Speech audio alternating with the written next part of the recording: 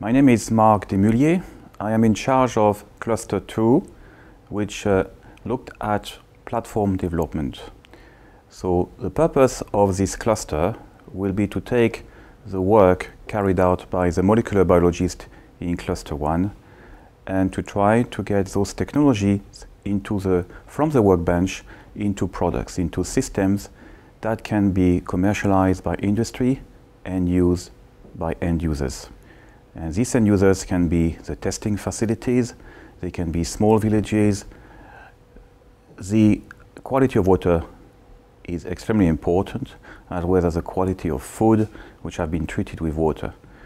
So in our work, what we're going to try to do is make sure that the work that biologists have been doing can be effectively translated for the benefit of industry and the benefit of the wider community.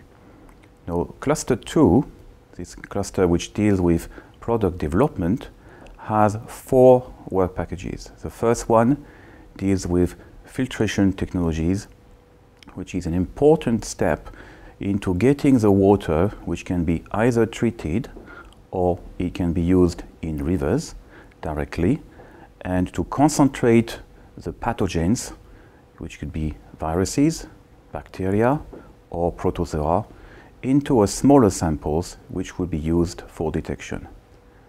The detection technologies will be the second work package, and a variety of platforms are going to be used in order to ensure that the different detection technologies that we're going to use are robust, reliable, specific to the pathogen, cost-effective, and can be easily translated into systems. The next work package will be on the integration, that is, the use of the filtration technologies, the use of the detection technologies, and put that into a full system that can be then passed on to industry and the wider communities. Now, in that particular work package, we will be listening carefully to the companies to achieve that.